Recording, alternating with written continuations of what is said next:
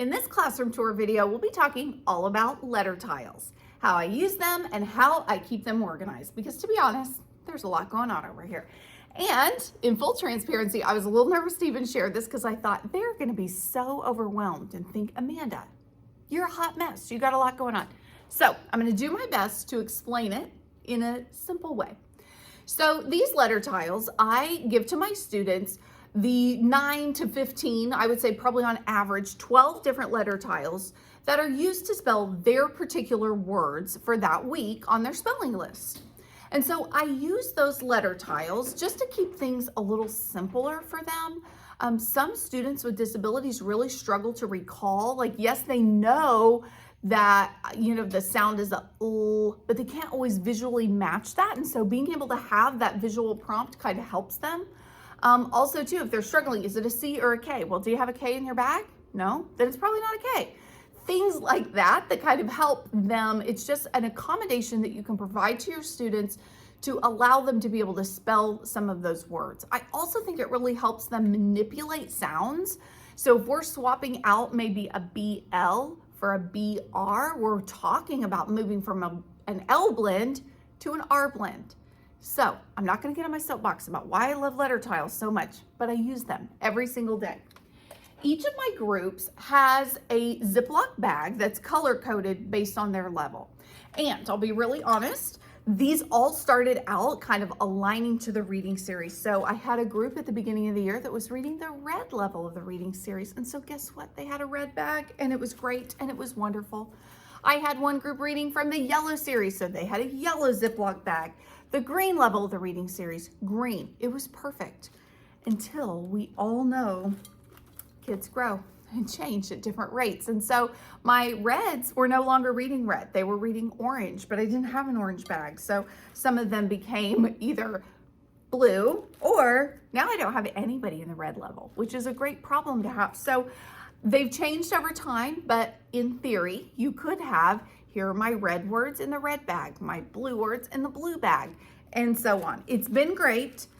But as my students have changed, it hasn't worked out quite as nicely. But each Ziploc bag, each color, indicates a different spelling list that I have going on. And so if we walk in and I have the red group, I can pull out this red bag, throw each one of them a bag, and start spitting out words for them to spell. But if it's the yellow group, which is a little bit more challenging, a little bit more difficult, they're going to have different letters. And so I can throw that bag at them and pass out the letters. I like to have about 5 of each bag because I have 5 spots at my table. For a while, I was cramming kids in, but because of COVID, I wasn't allowed to do that and I've never went back. So all of my groups right now are 5 kids or less. So I have 5 of each color, just so that then later, if I only had 3 kids and so I only did 3 bags, I would never be able to add anybody in without creating more work for myself.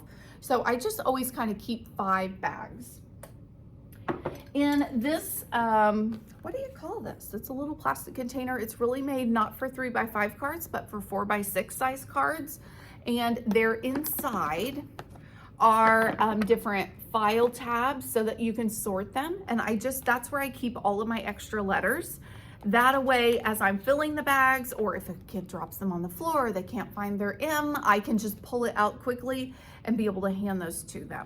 And so this always sits here because you never know when somebody's going to need one of those letters.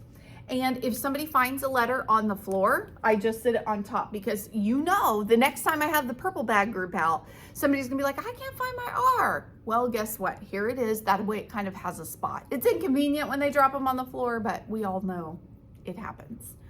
2 extra tips or 2 other things that I do to kind of keep things organized, or at least in my version organized.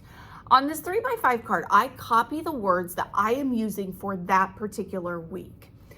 I have a whole spelling sequence with 40 weeks of CVC and 40 weeks of beginning blends and 40 weeks of vowel teams, which is great, but I don't need all of that in front of me. I just need that week's words.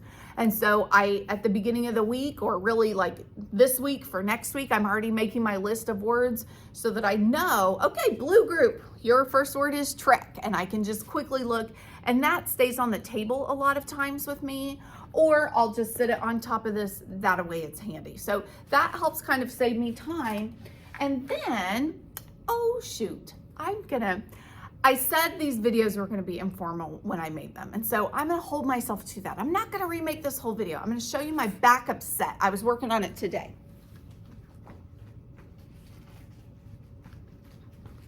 All right, informal it is. Here we go. Now, this set is my backup set. And really, like I said, I was working on this during my prep today. Once I finish these, I'm gonna shove them in a little tote that I keep under my cart here, and I'll just sit them here. That way, at the end of the week, I can pull these out of here and put these in, and then those can go to my desk so that I can work on those for next week. Now, let me tell you some backstory. Here's why I have two sets of these. It's not to confuse myself, which I've totally done. I like two sets of these because usually I do my spelling test on Thursdays, but then Friday is crazy because I'm trying to give reading tests, give math tests, grade all the things, get them passed back, pass out homework for the next week.